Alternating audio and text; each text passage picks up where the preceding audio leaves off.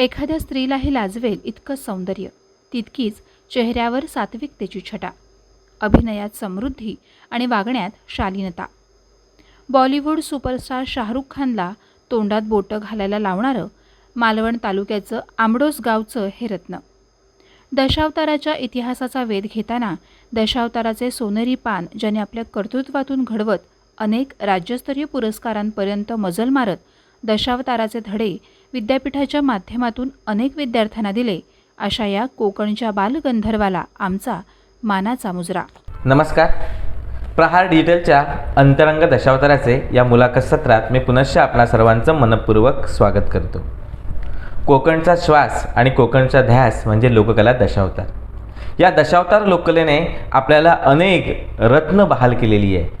दिल्लीच्या तख्तावर ज्यांनी बालगंधर्व म्हणून लीलया आपली कामगिरी पाडत कोकणची लोकसंस्कृतीचं दर्शन अख्ख्या भारतालाच नव्हे तर जगाला दाखवलं, अशाच आंबडोस गावच्या मालवण तालुक्यातील एका सुपुत्राला आपण भेटणार आहोत, ज्यांची ख्यातीच मुळी बालगंधर्व अशी आहे.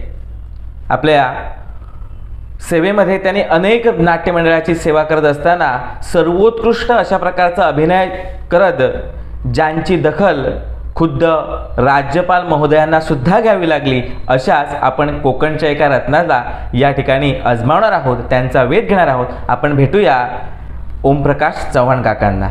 नमस्कार काका. नमस्कार. प्रहार डिजिटलच्या अंतरंग दशावताराच्या मुलाखत सत्रात मी आपणाचं सर्वप्रथम मनपूर्वक स्वागत करतो. धन्यवाद. काका, आपण बऱ्याच मुलाखती दिलेल्या आहात, वृत्तपत्रांनी सुद्धा आपल्या अभिनयाची दखल घेतलेली आहे. त्यामुळे तुम्ही दशावतारामध्ये कसा आला हा प्रश्न मी आपल्याला न विचारता मी थेट मुलाखत सत्रालाच हात घालणार आहे. आपण राष्ट्रपती विजेते बाबी नालंग, गोविंद तावडे आणि लोकराजा सुधीरजी कलिंगण ह्या 3 राजांबरोबर अभिनय केलात आणि ह्या 3ही राजांबरोबरचा अभिनय, त्यांची प्रासंगिकता आम्हाला तुमच्याकडून ऐकायची आहे. हो, खरं आहे ते. कारण ह्या तिन्ही कलाकारात एक विशेष गुण असायचे आणि ते मी अनुभवलेले आहेत. आणि त्यात माझे बाबी नालंग आणि गोविंद तावडे हे तर माझे गुरु आहेत. त्याच्यामुळे अगदी माझ्या सुरुवातीच्या काळापासून मी अगदी त्यांच्या प्रत्येक गोष्टीवर, प्रत्येक शब्दावर, सगळ्या अभिनयावर मी बारकाईने बघत होतो. त्याच्यामुळे मी ठोसपणे सांगू शकतो, ती मातब्बर मंडळी होती. म्हणजे अगदी बाबी नालंग म्हणा किंवा गोविंद तावडे ही अगदी 2 टोकं होती. हे दोघांची भूमिका करायची पद्धत, त्या पद्धतीची 2 टोकं होती. कारण बाबी नालंग यांनी भूमिका करायची ना, तर ती खेळकरपणा कशी करायची हा गुण त्यांच्यात होता. आणि काही अंशी अधिकच गुण गोविंद तावड्यांजवळ होता, की त्यांच्याजवळ नाटक कसं करायचं. आणि दुसरा गुण दुःखी, म्हणजे सिरियस प्रसंग कसे हाताळायचे ते आयुष्यात, म्हणजे मी समोर अगदी बघितलेलं आहे, ते आयुष्यात कधीच रडले नाहीत. मी त्यांच्याबरोबर भूमिका करताना मी स्वतः रिअल रडलेलं आहे, म्हणजे दुःख रिअल केलेलं आहे. तर ते मी आश्चर्य करायचो, म्हणजे एवढे ते क्रूर होते, पण ते प्रेक्षकांना रडवायचे, म्हणजे अशी त्यांची ताकद होती. आता सुधीरबद्दल जर म्हणायचं झालं तर मी अधूनमधून आम्ही कधीतरी एकत्र यायचो. आता व्यावसायिक म्हणून आम्ही जवळजवळ मला वाटतं 2014ला आम्ही एकत्र आलो. तर त्याच्यात एक वेगळा गुण दिसला मला, की तो भूमिका करताना समोरचं पात्र समजा माझ्याबरोबर तो उभा आहे, तर मी काय करतोय हे बघून तो ते त्याप्रमाणे करायचा. म्हणजे त्याला सगळ्या गोष्टी माहीत असल्या जरी हं. त्याचा एक चांगला गुण म्हणजे आम्ही एकत्र आलो तेव्हाची एक गोष्ट सांगतो मी. कुडाळच्या केळबाई मंदिरमध्ये एक कार्यक्रम होता आणि संतोष रेडकर मला म्हणाला की केळबाईवाले जवळजवळ मी येण्यापूर्वी 2 वर्ष ते सती महानंदा मागतायत नाटक. हं. आणि मी होतो 14ला, ते 3रं वर्ष. तर मला म्हणाला की यंदा आपण सती महानंदा करू. तर म्हटलं करू. तर त्यावेळी सुधीर म्हणाला की अरे सौदागर मी नाही करणार, कारण बाबीनालंग एवढ्या मोठ्या मातब्बर कलाकाराने केलेली भूमिका मी म्हणजे त्याला ती जाण असायची. तो एक त्याचा चांगला गुण होता. त्याच्यानंतर आम्ही जवळजवळ त्या कार्यक्रमाच्या आधी 8 दिवस जवळजवळ मी सांगितलं, म्हटलं अरे मी सांगतो ना तुला सगळं. तर नाही, तो मनावरच घेईना. शेवटी 8 दिवस आम्ही रिकामे वेळेत आम्ही दोघे बसलो की संवाद मी सांगायचो आणि तो दिवस उजाडला. आणि तरी स्टेजवर जाताना म्हणतोय की मी अडकेन तिथे आपण प्रवेश थांबव. ठीक आहे म्हटलं. आणि त्याने तो जाणून केला, सौदागर केला. आणि मागे आल्यानंतर म्हणजे माझ्या प्रवेशानंतर आम्ही जेव्हा मागे आलो तेव्हा मला म्हणाला काय चुकलं नाही ना. तर म्हटलं अरे सुंदर केलंस तू. त्यानंतर जवळजवळ मे महिन्याच्या सीझन शेवटपर्यंत जवळजवळ जास्त प्रयोग सती महानंदाचेच लागले. परंतु सांगण्याचा मुद्दा एकच आहे की त्याच्यात एक गुण होता तो, की एखादी भूमिका एखाद्या नटाची जर आपण करायची झाली तर ती पूर्ण अभ्यासून, पूर्ण जाणून, पूर्ण विचारून करण्याचा जो गुण त्याचा होता तो खूप मला भावला. आणि तो कलाकाराचा गुण असावा आणि तो गुण त्याच्यात होता. काका खरंच सुंदर. खरं तर नाट्यप्रयोग आपण म्हणतो, प्रयोग ही संकल्पना एकतर विज्ञानामध्ये वापरली जाते किंवा मानसशास्त्रामध्ये वापरली जाते, कारण बरोबर. प्रयोग फसू शकतात. हो. मग प्रयोग फसता कामा नये म्हणून त्या अगोदरची जी रंगीत तालीम आहे ती सुधीर काका घ्यायची आणि म्हणून त्यांचे प्रयोग व्यवस्थित सक्सेसफुल झाले. हो. असंच एकंदरीत आपल्या विवेचनातून दिसतं. मला असं वाटतं की आपण जेव्हा दशावतारामध्ये आलात तेव्हा आपली सुरुवात ही बिलीमाऱ्यापासून झाली असावी. नाही, मग मी हां आलो तेव्हाच भूमिका करायला सुरुवात. मग बिलीमारो ही संकल्पना नेमकी काय आहे? बिलीमारो ही संकल्पना देवतत्वाशी, धार्मिक गोष्टीशी निगडीत आहे. हां. आता दशावतार हा 2 प्रकारचा आहे, हं. पूर्व रंग आणि उत्तर रंग. हं. आता बिलीमारो म्हणजे साधारण 8 दशावतार वगैरे म्हणजे देवस्थानाशी, हं. ज्या गाव पातळीवर देवस्थानातून जत्रा सादरीकरण होतात तेव्हा देवाचं काम ते हं. आणि नाटक हा मनोरंजनाचा भाग झाला. ओके. तर तो धार्मिक विषय आहे आणि तो धार्मिक गोष्टीसाठी निगडीत आहे आणि ती गोष्ट खूप मोठी आहे. आम्ही भूमिका केली, नाटकं केली, त्याच्यापेक्षाही मोठी गोष्ट आहे ती.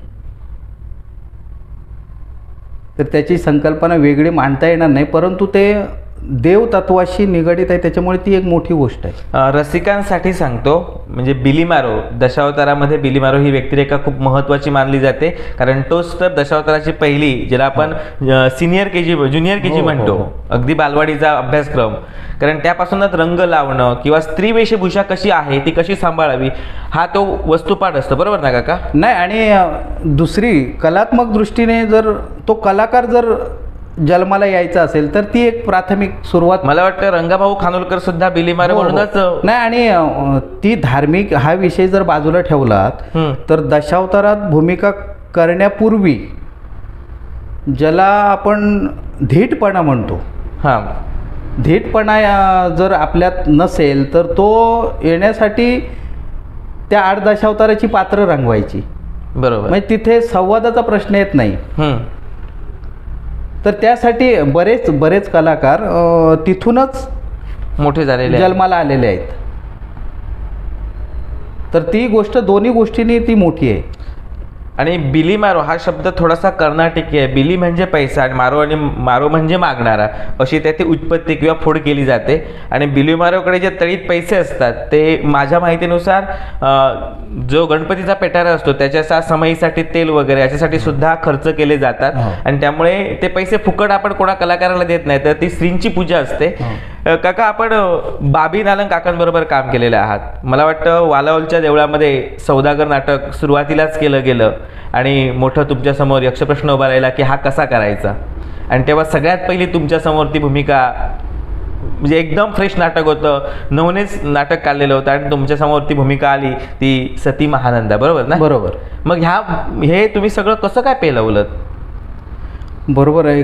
कारण दशावतारात म्हणजे प्रोफेशनल व्यावसायिक रंगभूमी म्हणून दशावताराची जी केली ती बाबी नालगन त्यांच्याजवळ.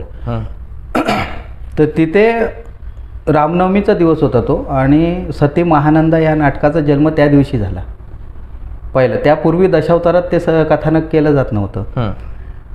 आणि त्यापूर्वी मी अगदी लहान लहान भूमिका करायचो, पण महत्त्वाची एक लीड भूमिका म्हणून ती मला मिळाली. आणि त्यावेळी बाबी नालंग, सौदागर आणि मी महानंदा. तर त्या भूमिकेचा विचार जर केला तर पूर्ण दशावतारात जेवढ्या भूमिका आहेत त्याच्यापेक्षा अगदी भिन्न. म्हणजे अगदी कुठचंही नाटक म्हटलं तरी साधारण दशावतार म्हटलं की एक कॉमनच भूमिका, थोडीफार जवळ जाणारी अशा वारंवार येतात. पण ती एक महानंदा ही खूप वेगळी होती आणि ती करता करता मी अनुभवली, त्याचा अभ्यास केला आणि तशी मी साकारली. आणि त्याच्यात वेगळेपणा होता अगदी. स्त्री भूमिका साकारत असताना तुम्ही वेगळेपणा रसिकांना देण्याचा प्रयत्न केलात. जसे राजा तुमच्याबरोबर आले, ज्याला आपण नायक म्हणतो, तसे तुम्ही अनेक खलनायक अनुभवलेले आहात. जसे स्वर्गीय तुकाराम म्हणजे डांबरेकर काका असतील, त्यानंतर बाबाजी आलव असतील, याचबरोबर एस कुमार असतील, अजून काही जुने कलाकार तुमच्याबरोबर असतील, बाळा भाट. मग ह्यांच्याबरोबर एकंदरीत भूमिका करताना कसं वाटायचं किंवा ते वेगळेपण नेमकं काय होतं? ह्या सगळ्या कलाकारात म्हणजे आमचं सुनील म्हणजे एस कुमार जर म्हटलं तर आम्ही समन्वयी. पण त्या पूर्वीचं दशावतार म्हणजे त्या पूर्वीचे कलाकार आमच्यासाठी जे सिनियर होते, बाळा भाट म्हणा किंवा आलव, बाबाजी आलव, तर हे लोक तेवढे फार तर शिकलेले नव्हते. परंतु त्यांची सादरीकरण करण्याची जी पद्धत होती, मी अनेक वेळा बाबाजी आलवांच्या समोर अनेक वेळा घाबरलो आहे. म्हणजे मूर्ती एवढीशी होती परंतु त्यांचं अभिनय सामर्थ्य एवढं होतं की मी कलाकार म्हणून जेव्हा त्यांच्याशी उभा राहायचो तेव्हा खरोखर घाबरायचो. पण ते तेवढे क्रूर, म्हणजे जेव्हा पर्सनल म्हणजे भूमिकेच्या बाहेर आल्यानंतर ते खूप प्रेमळ होते, पण तरीसुद्धा मी रात्री घाबरायचो त्यांना. तर हा वेगळेपणा होता आणि ती ताकद होती. दशावतारात जी ताकद म्हणतात ती आज मी दाखवू शकत नाही त्यांना, परंतु मी सांगू शकतो की ती ताकद दशावतारात असायला हवी. एस कुमारांबरोबरचा अनुभव काय होता? एस कुमार सुद्धा असाच की एखादा म्हणजे त्यावेळी सामंत असायचे, तर त्यांनी ज्या ज्या नाटकात भूमिका केल्या आहेत तर पुन्हा तीच नाटकं पुन्हा सुनील आल्यानंतर उभी राहिली. म्हणजे लक्ष्मीचे पावलं म्हणा, नासिकेत जन्म, ऋतुध्वज मदालसा, दुसरं ययाती देवयानी, म्हणजे अशी जी नाटकं सामंत होते त्यावेळी जे भूमिका करायचे, तो आल्यानंतर सुद्धा ती नाटकं जेव्हा उभी करायची झाली तेव्हा मग सगळे संवाद, त्याची मांडणी, सगळे प्रत्येक नाटकाच्या वेळी मी सांगायचो त्यांना की अरे ह्या प्रवेशाला हे असे संवाद असायचे. मग तो काय करायचा, पूर्ण नाटक होईपर्यंत मागे आलं की अजून काय राहिलं आहे, अजून काय राहिलं, म्हणजे पूर्ण नाटक संपेपर्यंत जेवढे संवाद बाकी राहिलेत तेवढे प्रत्येक प्रयोगाला ते जाणून जाणून तसे तसे करायचे. त्यामुळे त्या भूमिकासुद्धा तेवढ्याच टोकाच्या झाल्या. ओके. आणि दशावतारात म्हणजे आम्ही जेव्हा आनंद नार्वेकर असो, आमचा सुनील असो, राधाकृष्ण नाईक असो, दत्ताराम मेस्त्री, तर आम्ही आमच्या ग्रुपमध्ये म्हणजे आम्ही नाटक करण्यापूर्वी प्रत्येक नाटकाचा प्रवेश, प्रत्येक नाटक, प्रत्येक नाटकातले संवाद हे आम्ही एकमेकाला सांगूनच करायचो. म्हणजे आमची पद्धत होती, एखादं नाटक नवीन काढलं की ओव्हरसाईज करायचं ते पूर्ण, म्हणजे ज्या गोष्टी हव्या त्या पण करायच्या, नको त्या पण करायच्या, आणि दुसऱ्या दिवशी फिल्टर करायचं की ही गोष्ट एवढी ही नको आहे, एवढे संवाद हे जास्त होत आहेत किंवा एवढे संवाद हे कमी होत आहेत, तिथे असेच संवाद करा. म्हणजे असे आम्ही एकत्र बसून आम्ही ते विचारात घेऊन करायचो, आणि त्यामुळे नाटकं त्या दर्जाची व्हायची. आणि ती गरज आहे. दशावतार एवढा सोपा नाही आहे, कारण ह्याला स्क्रिप्ट नाही. तर आपल्याला मदत जर घ्यायची झाली तर आपणच एकत्र बसून त्या नाटकावर चर्चा, भूमिकांचा अभ्यास, भूमिकांचा विचार, एखादी गोष्ट समजा एखाद्या कलाकाराकडून अपेक्षित आहे. माझी आजही सवय आहे की एखाद्या कलाकाराकडून मी भूमिका बघतो, कारण पूर्ण नाटक असताना मी पूर्ण नाटकावर माझं लक्ष असतो. म्हणजे अगदी राधाकृष्ण नाईक किंवा आनंद नार्वेकर ह्यालासुद्धा विचारलं ना तरी तो त्याचं उत्तर हेच देईल की नाटक असताना आम्ही नाटक डोळ्याने बघितलं नाही तरी कानानं बघत असतो, ऐकत असतो. तर हा गुण का, तर एखादं पात्र कुठे घसरतं आहे का, कुठे तो कमी पडतो आहे का, त्यामुळे त्याचा परिणाम त्या प्रवेशावर, त्या नाटकावर होतो. म्हणून ती काळजी प्रत्येक कलाकाराने घेऊनच करणं गरजेचं आहे. बरोबर. आणि त्या पद्धतीने आम्ही ते करायचो, त्यामुळे प्रयोग सक्सेस व्हायचे. आत्ता आपण म्हटलात की एकत्र चर्चा करणं खूप गरजेचं असतं. मला म्हणजे माझा असं ऐकिवाद आहे की पूर्वी दशावतारी लोक हे चालत जायचे. हो. आणि त्यामुळे तुमची बिऱ्हाडं असायची. ही बिऱ्हाड संस्कृती नेमकी काय आहे? हां, बिऱ्हाड संस्कृतीसुद्धा कारणीभूत होती त्यावेळी, कारण त्यावेळी आता गाड्या झाल्या.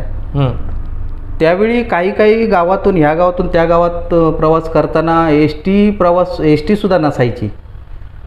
आणि त्यावेळी नियम होता की 3 किलोमीटर चालायलाच पाहिजे. कंपनीचा एक नियम होता, अधिकृत नाही पण तोंडी होता तो. 3 किलोमीटर, 3 मैल म्हणजे साधारण 5 किलोमीटर चालायलाच पाहिजे. तर दशावतार त्यावेळी जो 18 दारिद्र्यातही टिकून राहिला होता, त्याला कारण ते होतं की रात्री प्रयोग केल्यानंतर समजा माझ्यासारखा एखादा मोठ्या कलाकारांबरोबर एखादा नौका कलाकार जर त्यांच्याबरोबर असेल तर ते अगदी मुलासारखे सांगायचे, अरे असं बोलायचं, असं करायचं. म्हणजे त्या परीने ते सांगायचे आणि त्याच्यावर चर्चा व्हायची. त्याच्यामुळे काय व्हायचं, त्या भूमिकेचा, दशावताराबद्दलचा अभ्यास, ह्या गोष्टींना चालना मिळायची आणि त्या पद्धतीने कलाकार घडायचे. तर ही गोष्ट आता होत नाही. मोठं नुकसान आहे. होत नाही म्हणण्यापेक्षा आमच्या कलाकारांनी जाणून घेतलं पाहिजे की आमच्या कलाकारांचं हे मोठं नुकसान आहे. असो, काळाप्रमाणे आपण बदलत गेलो, परिस्थिती बदलली, परंतु आपल्याजवळ एवढा तरी वेळ असायला हवा. मी नाटक करतो, नाटकापूर्वी साधारण 1-2 तास इतरत्र विषयावर चर्चा न करता आपण जर 1-2 तास जरी चर्चा केली नाटकावर, की रात्री एखादा प्रयोग आपण केला, तो प्रयोग तितका परफेक्ट झाला नाही. एखादा सीन, आपण एखादा प्रवेश जर तो हलला तर त्याच्यावर चर्चा करा ना, त्यावेळी होऊन जातं ते. म्हणजे खरं तर बिऱ्हाड संस्कृती ही दशावतारांमधून खूप महत्त्वाची आहे, कारण याच्यातूनच अनेक दिग्गज घडलेले आहेत. कारण बिऱ्हाड संस्कृती म्हणजे प्रेक्षकांसाठी मुद्दाम सांगतो की साधारणपणे 17 ते 18 माणसाचं तुमचं बिऱ्हाड असतं, एकत्र जेवण असतं, एकत्र तिथे बसणं असतं. आणि या बिऱ्हाड संस्कृतीमध्ये गाणी सुद्धा आपण रिहर्सल केल्याचं मला ऐकव्यात आहे. म्हणजे गाणी कशी म्हणायची, झंपा कसा म्हणायचा, लंगार कशा घालायच्या, किंवा लंगार कसं सादरीकरण करायचं, किंवा कशा प्रकारे ट्युनिंग केलं जायचं, किंवा ह्या सगळ्या गोष्टी म्हणजे आपण रंगीत तालीम त्याला म्हणूया, ही बिऱ्हाड संस्कृतीमध्ये व्हायची. पण दुर्दैवाने आज त्याचं प्रकटीकरण कुठे होताना दिसत नाही. त्यामुळे काकांच्या वतीनं मी आपल्याला युवा कलाकारांना नक्की सांगेन की महिनाभर नाही, निदान आठवड्यातले 1-2 दिवस तरी तुम्ही बिऱ्हाड संस्कृती जपा. कारण ती बरोबर ना काका? बरोबर. आणि ह्या गोष्टी मी त्यावेळी म्हणजे माझी सुरुवात होती वालावलकर म्हणजे बाबीनालन त्यांच्या छताखाली. त्यावेळी अर्जुन तावडे बुवा होते, भाऊ देसाई, राम पांचाळ, गजा देसाई, म्हणजे मातब्बर मंडळी होती त्यावेळी.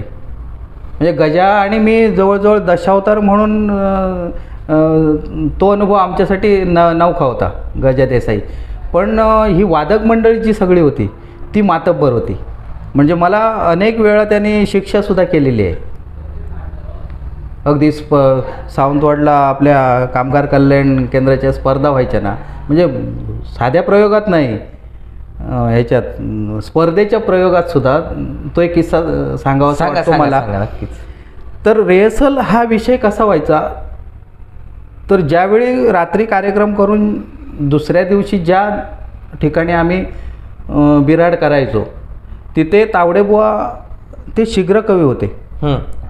अगदी पेटी, तबला, गायन सगळ्यातच मास्टर होते.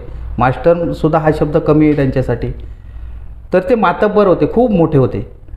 तर त्यांची पद्धत होती, मला जर गाणं हवं असेल तर अशा अशा प्रसंगाचं मला गाणं हवं आहे बुवा, तर त्यांची पद्धत होती, एक अक्षर सांग, मग काहीतरी ठोकून द्यायचं अक्षर, मग ते अक्षर घेऊन त्या प्रसंगाचं ते ताबडतोब गाणं लिहायचे. आणि ताबडतोब ते पेटी उघडून, म्हणजे रात्रभर जागरण आम्ही केलेलं असायचंच. असताना सुद्धा आम्ही तिथे जेवण होईपर्यंत मला झोप अधिक होती. तर त्यावेळी न झोपता ती गोष्ट स्वतः ते बसवायचे. त्याच्यानंतर गजा देसाईला तबल्यावर बसवायचे. दोघांचंही ते सादरीकरण करून झालं की तिसरा मी. मग ते त्यांची पद्धत होती, जाताना एक राग येताना एक राग. त्याच्यामुळे सुरुवातीला मला गायची सवय नाही, त्याच्यामुळे त्रास व्हायचा. आणि तरीसुद्धा ते घासून घ्यायचे आणि मला म्हणायचे की रात्री हे गाणं म्हटलंच पाहिजे. आता एवढ्या वेळात एकतर जागरण, ह्या सगळ्या हालापेष्टा करून घ्यायच्या आणि रात्री पुन्हा बुवा सांगायचे की रात्री ते गाणं व्हायलाच हवं. मग ते वजन असायचं त्यांचा, तो एक धाक असायचा. आणि ते रात्री गाणं झालं, एखादा स्वर जरी चुकला तरी मला क्षमा नव्हती. ते दुसऱ्या दिवशी पुन्हा मला मांडीवर बसवायचे आणि मला म्हणायचे की एक स्वर तो अमुक चुकला की पुन्हा घासाघास. तर ह्या गोष्टी असायच्या आणि त्या गरज आहे. आपण दशावतार म्हटलं ना की एक परंपरा आहे, एकाचं अनुकरण करून दुसरा जन्माला येतो, ही परंपरा आहे. पण तरीसुद्धा आपण अनुकरण करण्यापेक्षा आपण एकत्र आलो, एकत्र त्याच्यावर चर्चा केली, एकत्र भूमिका म्हणजे काय. आता मागेच अनेक मी जवळजवळ ह्या मोबाईलच्या माध्यमातून बरेच व्हिडिओ बघतोय, तर त्या गोष्टीचं वाईट वाटतं. म्हणजे काही गोष्टी अगदी खूप मोठ्या चुकीच्या घडून जातात. त्या का समजा, एक तुम्ही मला विचारू नका, पण ज्यांच्याजवळ अनुभव आहे त्यांना विचारा, भूमिका विचारून करा. म्हणजे विटंबना कोणाची होते अगोदर, कलेची होती ही नंतर, पण अगोदर त्या कलाकाराची विटंबना होते. खरंच खूप महत्त्वाचा मुद्दा या ठिकाणी आपण मांडता की आधी विटंबना कलावंताची होती आणि त्यानंतर कलेची होते. दशावतार हा आपला श्वास आणि ध्यास आहे. हो. ही जर जाणीव प्रत्येकाला असली तर काही गोष्टीमध्ये पथ्य पाळणं तितकंच महत्त्वाचं आहे, गरज आहे ती. काका, आपल्या वाट्याला अनेक भूमिका आल्या. आपण शृंगारिक केलात, सात्विक केलात, प्रासंगिक राणी रेखाटलात, ते वेड्याची सुद्धा भूमिका आपण केलात. एक स्त्री भूमिका करत असताना हे सगळं कसं, कारण प्रत्येक स्टेप बाय स्टेप सगळ्या वेगळ्या आहेत. प्रासंगिकता वेगळी आहे, शृंगारिकता वेगळी आहे, सात्विकता वेगळी आहे, आणि त्यानंतर वेड्याची भूमिका केलात. मग हे कसं साध्य झालं? हां, दशावतारात मी माझ्या भूमिकेबद्दल, म्हणजे अर्थात तो नियम सगळ्या भूमिकेसाठी लागतो, परंतु अभ्यासकांसाठी मला हा मुद्दा उल्लेखून सांगावासा वाटतो.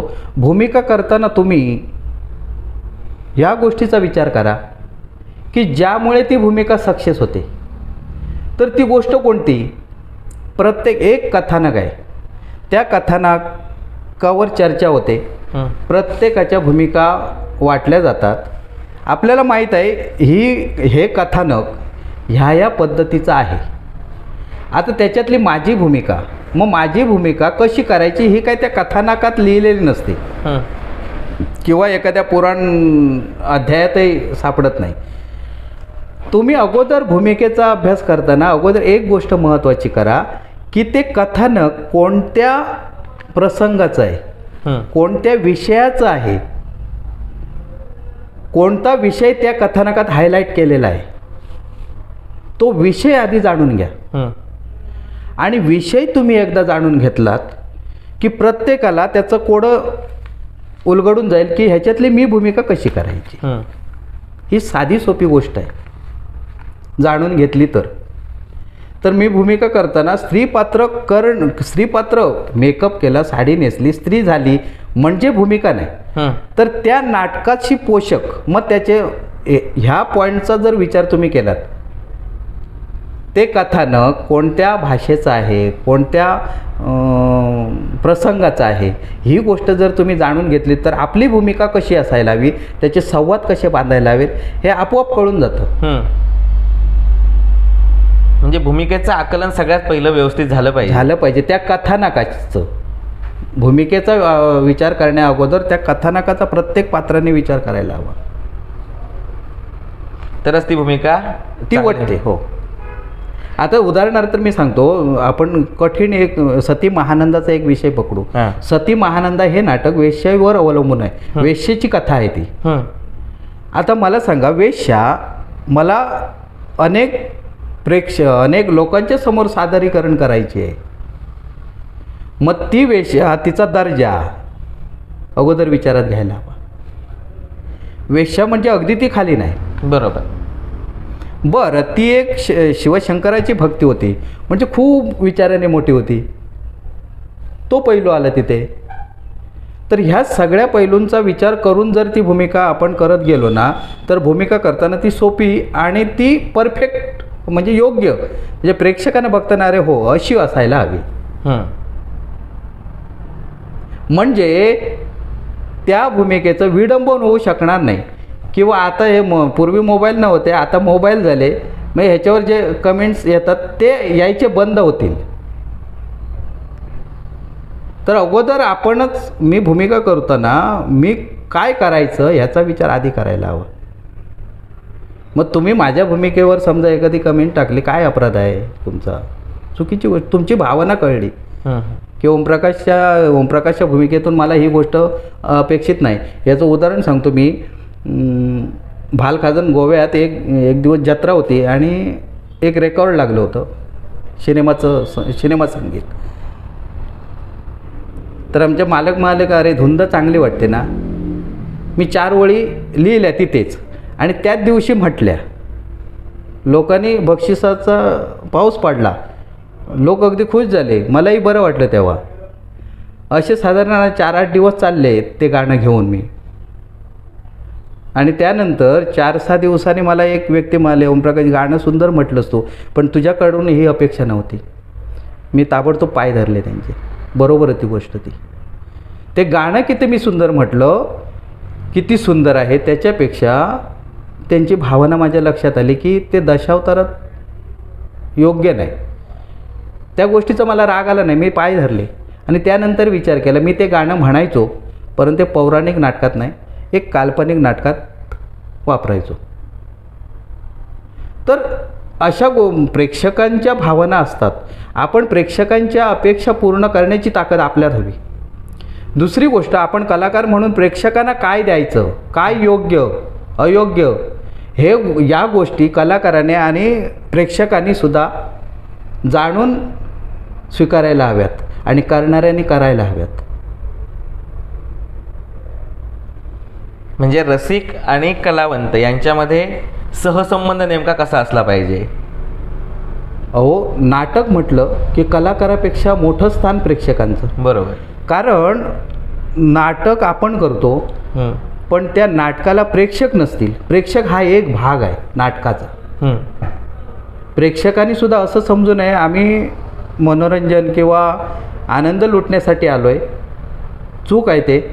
कारण प्रेक्षक हा सुद्धा नाटकातला एक भाग आहे. तेव्हा ज्या गंभीरतेने कलाकार नाटक सादर करतो, त्याच गंभीरतेने प्रेक्षकांनी सहमत व्हायला हवं आणि योग्य अयोग्य गोष्टीचा विचार करूनच ते स्वीकारायला हवं,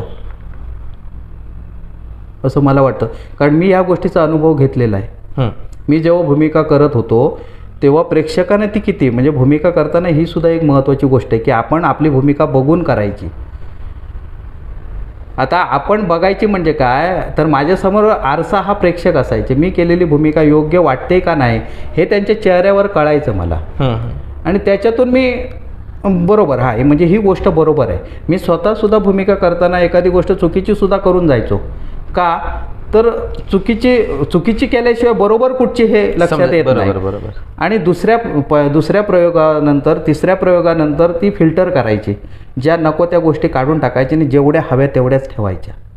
बरोबरच्या सहकलाकाराकडून सुद्धा ती अपेक्षा म्हणजे एवढाच संवाद करतो हे मी एवढं करणार म्हणजे त्याच्यामुळे बंदिस्तपणा यायचा.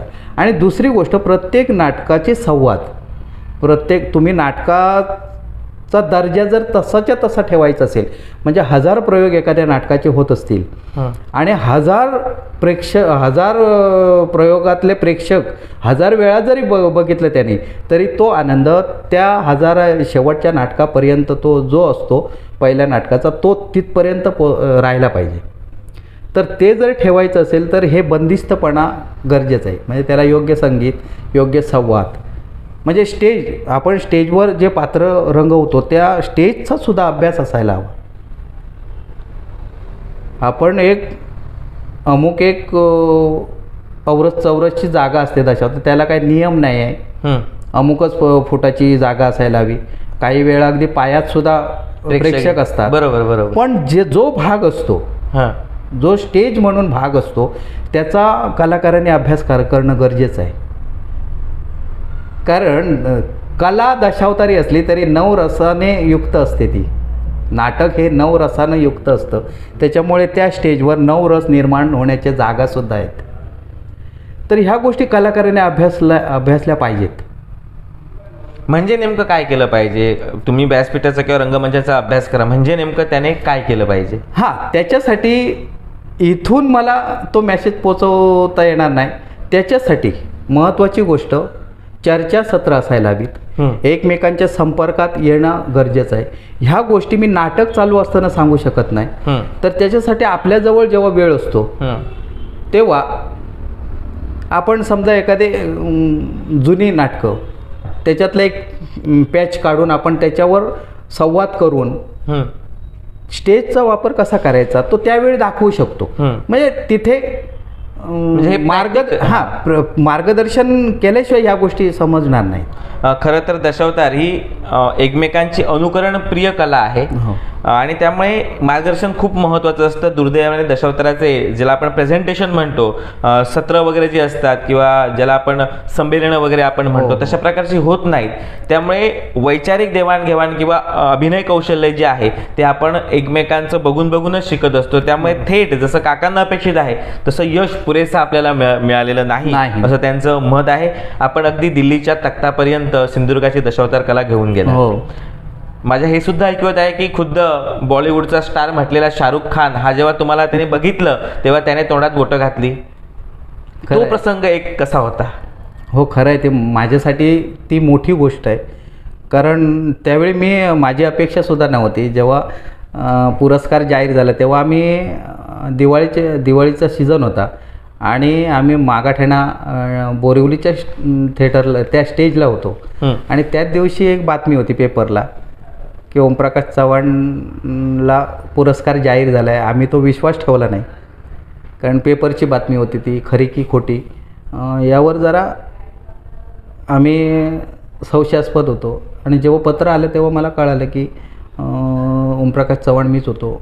सांगण्याचा मुद्दा एकच की मी एवढी लहान कला म्हणजे लहान नाही परंतु एवढी हलाखीची आयुष्य जगलेली कला आणि मी तर एक सामान्य माणूस सामान्य भूमिका करणारा माझ्यासारख्या कलाकाराला पुरस्कार मिळणं हे जरा अतिशयोक्तीच म्हणावी लागेल. तर असं त्यावेळी वाटलं मला. आणि जेव्हा मला ते खरं कळालं तेव्हा मी 5 मिनटं बसलो आणि माझ्या 10-15 वर्षाच्या प्रवासात मागे वळून बघितलं मी काय काय केलं ते. आणि जे केलं ते योग्य होतं आणि त्याचं ते फलित होतं ह्याचा आनंद झाला त्यावेळी.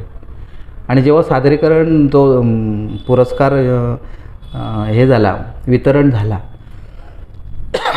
तेव्हा मोहम्मद फजल गव्हर्नर होते आणि प्रमुख पाहुणे शाहरुख खान होते.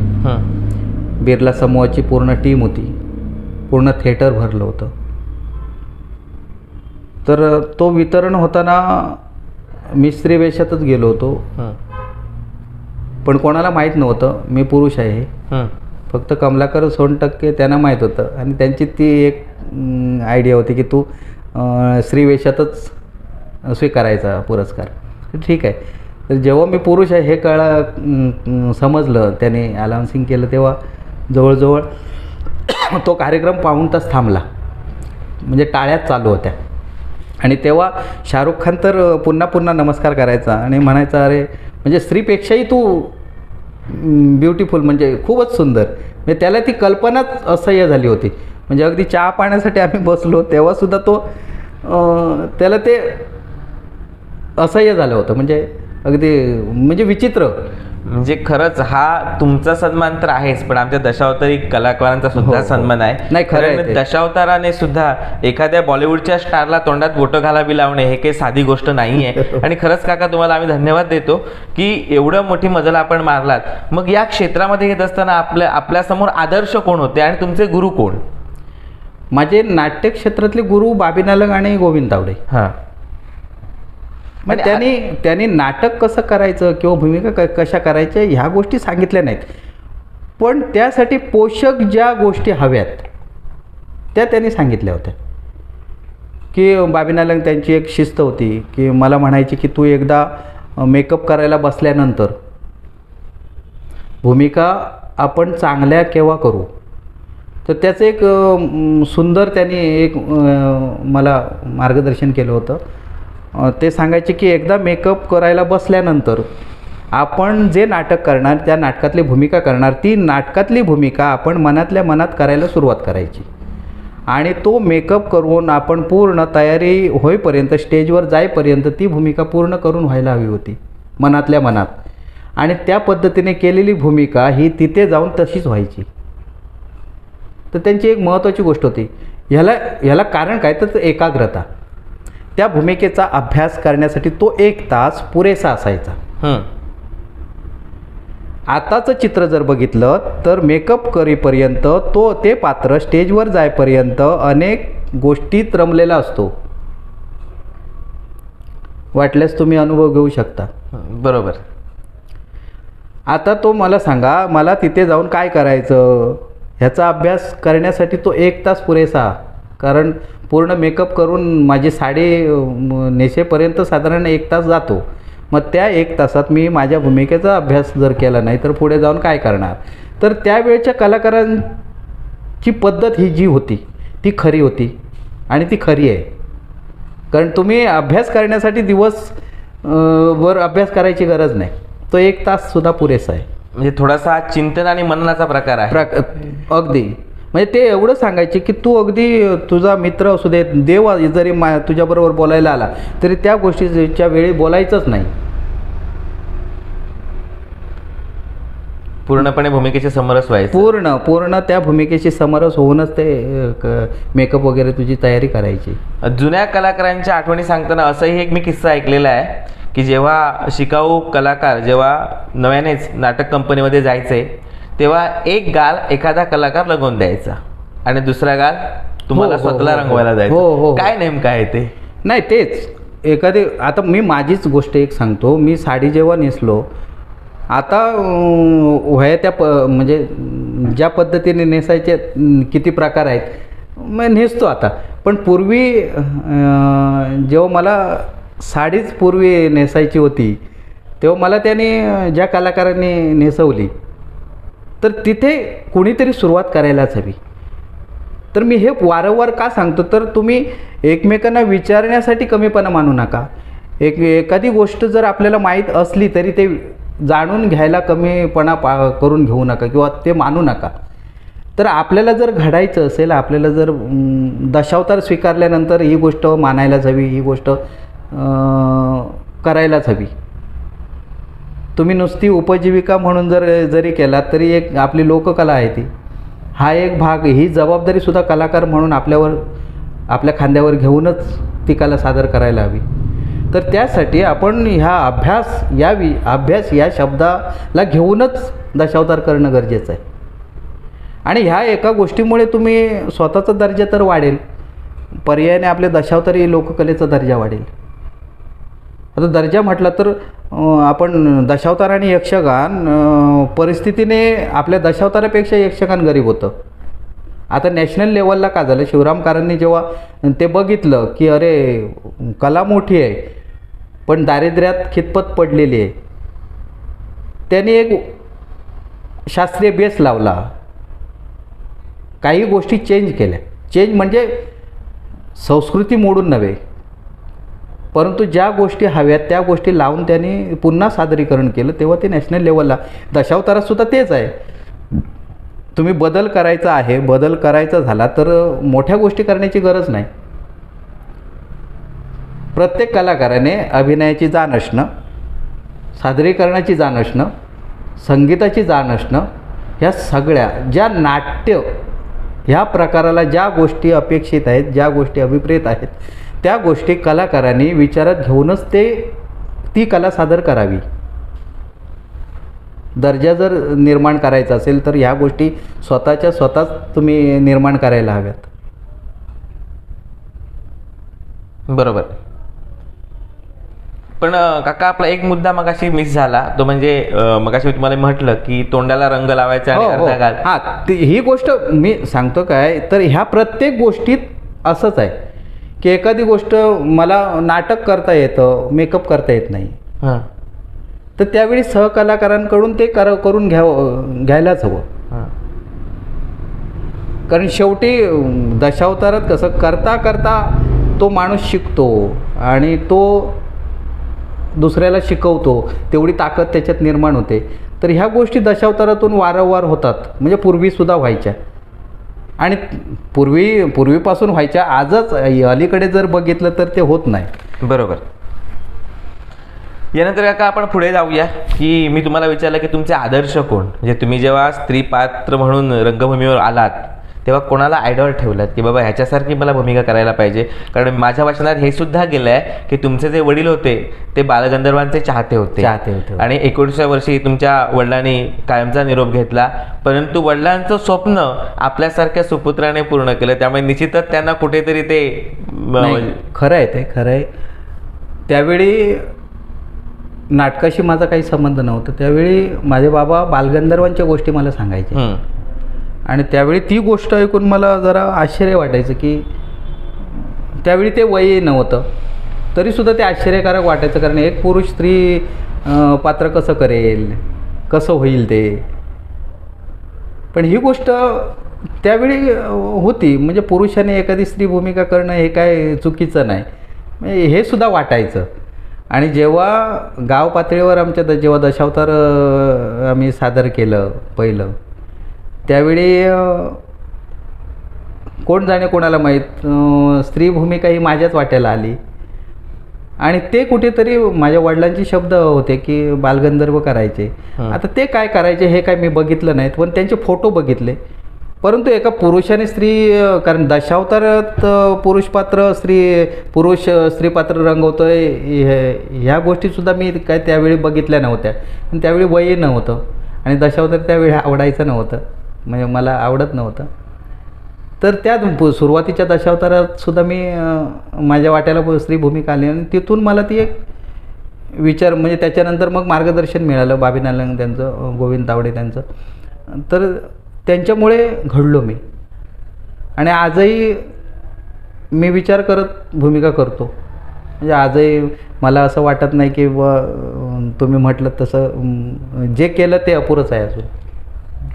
खरंच कलाकाराचं श्रेष्ठत्व हे त्याने किती भूमिका केल्या याच्यावर नसतं, तर तो भूमिका करत असताना अजूनही मला भूमिका करायचं आहे आणि त्यात पूर्णपणे झाल्या पाहिजे, त्यासाठी ताकद लागते. तो ताकदीपणा जोपर्यंत कलाकार जवळ असतो तोपर्यंत ती कला आणि कलावंत नेहमीच पुढे जात असतो. त्यानंतर काका मला तुमच्याकडून जाणून घ्यायला आवडेल, सध्या आपल्याकडे संयुक्त दशावतार, नवीन ट्रेड दशावतारामध्ये उदयास आलेला आहे, आपणही तो बघितला असणार. काय वाटतं सध्याचं संयुक्त दशावतार? संयुक्त दशावतार म्हटलं की तिथे संयुक्त दशावताराचा आधी जन्म झाला, याला कारण जबाबदार प्रेक्षक, हं, प्रेक्षकांची आवड.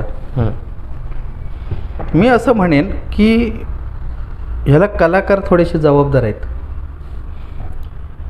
एखाद्या ग्रुपमध्ये समजा त्यावेळी आमचा ग्रुप होता एकत्र, त्यावेळी त्या ग्रुपमध्ये सगळी नाटकं चांगली व्हायची, प्रेक्षक त्या नाटकांना गर्दी करायचे. हं. आता ते दिसत नाही. एखाद्या ग्रुपमध्ये एखादाच कलाकार टॉपचा असतो. लोकांची अशी अपेक्षा झाली की सगळे टॉपचे कलाकार एकत्र आणले तर, हां. म्हणजे ह्याला जबाबदार कोण? कलाकारच. एखाद्या ग्रुपमध्ये जर 10 कलाकार आहेत तर 10 कलाकारसुद्धा 10 सारखेच असायला हवे होते. म्हणून मी पुन्हा मागे येतोय.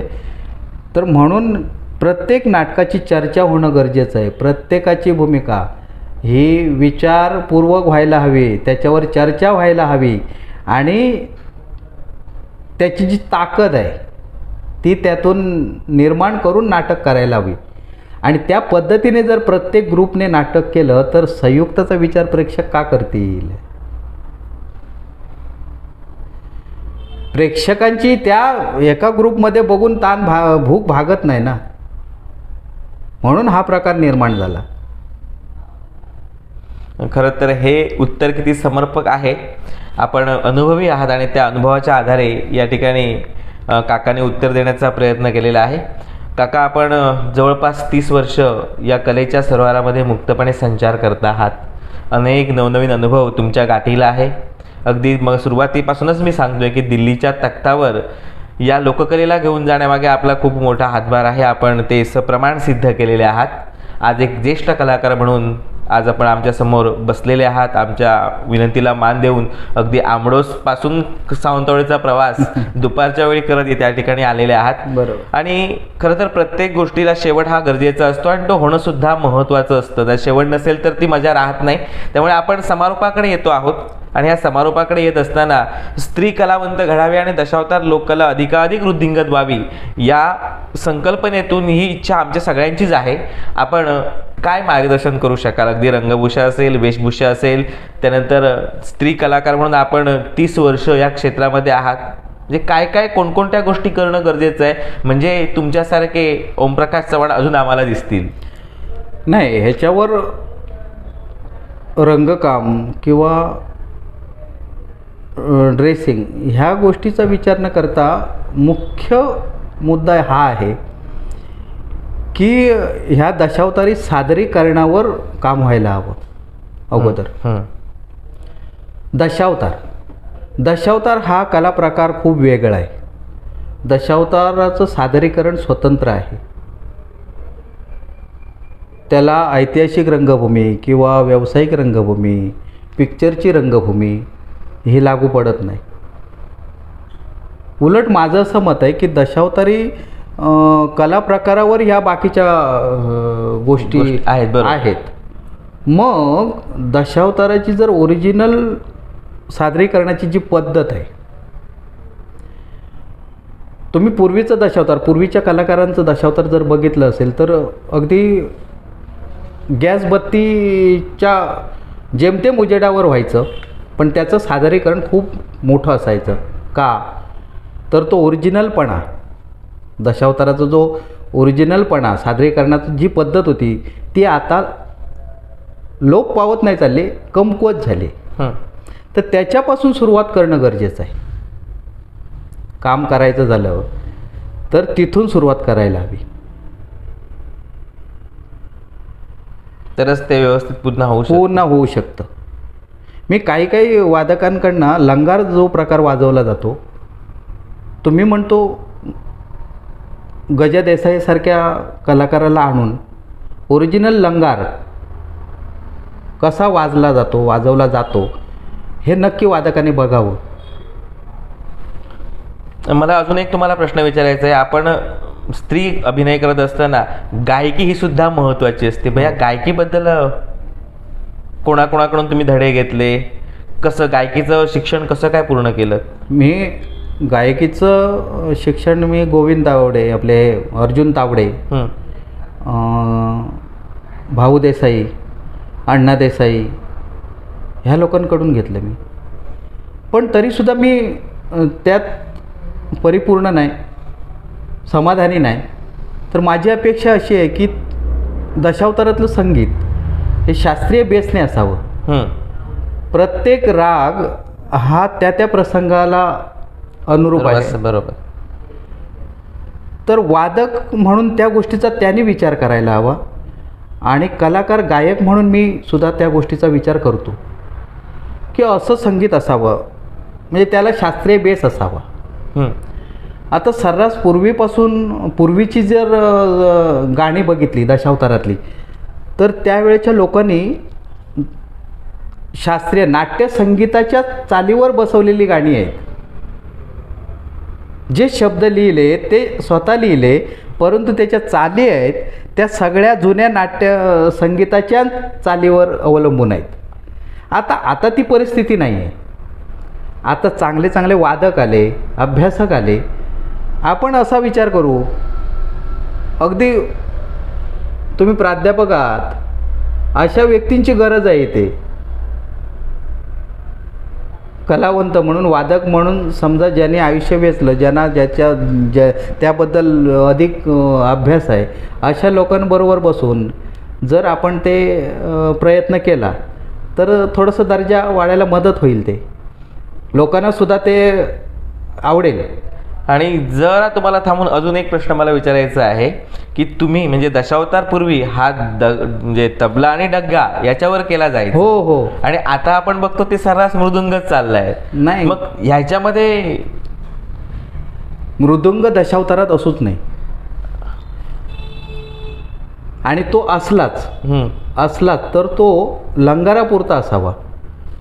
कारण तुम्ही दशावतारातली गाणी हा विषय जर बघितलात तर ते ताल मृदुंगावर तेवढे सफाईने वाजत नाहीत. त्याच्यामुळे गाण्यातलं तो बेस आहे तो निघून जातो.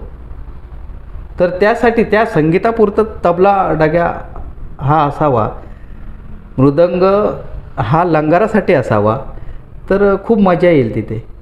म्हणजे मला वाटतं तुम्ही जास्त वर्ष जे काही कलेची साधना केली, तबला अगदी अर्जुन तावडे तर आयुष्यभर डग्या तबल्यावरच दशावतार करायचे. म्हणजे तीच आपली जुनी संस्कृती आहे. नाही, दशावतार म्हटला तरी तो नाट्य ह्या विषयाशी निगडीत आहे. नाटक ह्या विषयाशी निगडीत आहे. कारण नाटक हा विषयच असा नाजूक आहे. दशावतार असो नाही तर व्यावसायिक रंगभूमी असो, तो नाजूक विषय आहे. त्याच्यामुळे तिथे नाजूकता असावी वादनात, करण्यात, तर ते आणखी सुंदर दिसू शकेल. आम्ही आता दिल्लीचा प्रयोग केला, त्यावेळी काळी 2 मध्ये तबला डाग्याच असायचा. पण काळी 2, पांढरी 4 सुद्धा वापरली नव्हती. काळी 2ला आम्ही दशावतार केला, चांगला झाला. तर हे बदल करणं हे काही चुकीचं नाही. म्हणजे कालाय तस्मे नमः. हो, थोडक्यात काळाप्रमाणे हा बदल करणं हे काही चुकीचं नाही. पांढरी 4 पट्टी ऐवजी काळी 2 पट्टी, समजा श्रीपात्र गाताना काळी 4 काळी 5 टिपला वाजवा ना, किती सुंदर वाटेल ते. एक वेगळेपणा, प्रेक्षकांच्या कानाला सुद्धा वेगळेपणा जाणवेल. खरंच खूप सुंदर.